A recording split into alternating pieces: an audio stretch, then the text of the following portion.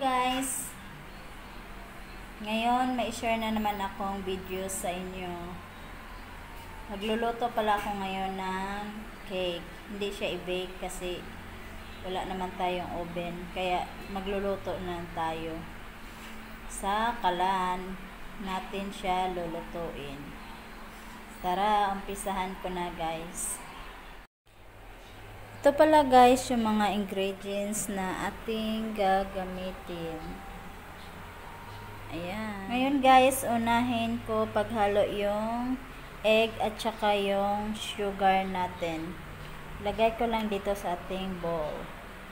Ito yung ating sugar. Naghalo yung sugar ko guys kasi nagkulang yung white ko. Pero okay lang yan. Ngayon guys, i-mix muna natin siya. Siyempre gagamit na tayo ng electric mixer para hindi na tayo nito mapagod.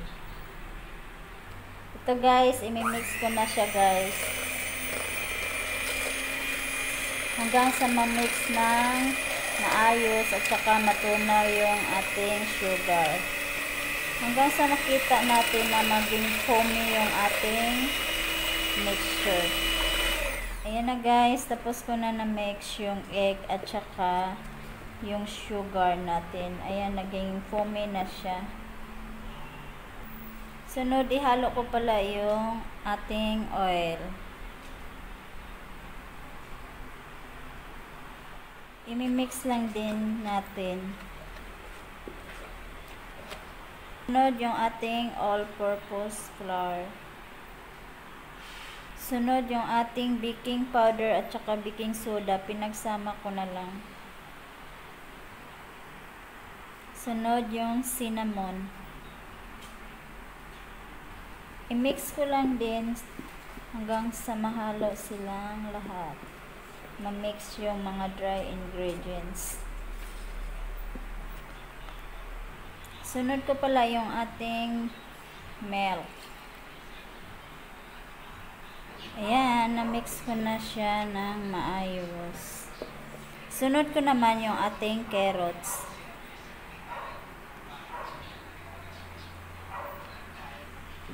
I-mix ko muna hanggang sa mahalo yung carrots sa ating mixture.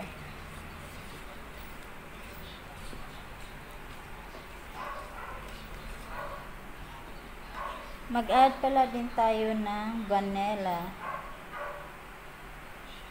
Lang natin din ulit.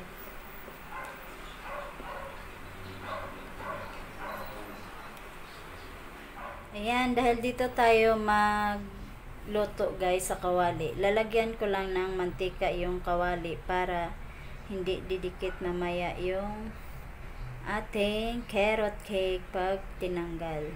Ayan, lagyan ko lang. Tapos, spread lang din natin. Ayan, tapos ko na nilagyan ng mantika. Ilagay ko na yung ating carrot cake. Ayan, ibuhos ko lang guys. Ayan guys, nalagay ko na yung ating carrot cake sa kawali. Ngayon naman guys, may i-add ko lang din. Optional lang din to. Maglagay lang tayo ng resin sa ating carrot cake. Pang design lang naman to. Ayan na guys, tapos ko na nalagyan ng resin. Ngayon i-on ko na yung ating kalan. Ayan, naka-on na yung ating kalan. Kailangan talaga luhit lang yung ating apoy para hindi masunog yung ating carrot cake. Ngayon, antayin lang natin ng 30 to 40 minutes yung ating carrot cake. Guys, yung ating carrot cake. Titingnan natin kung wala na bang sasama. Ayan, luto na yung ating carrot cake. Tatanggalin ko na yan sa kawali. Ayan, nalipat ko na yung ating carrot cake sa plato. Slice ko muna siya. Titingnan natin. Ayan na yung ating carrot cake.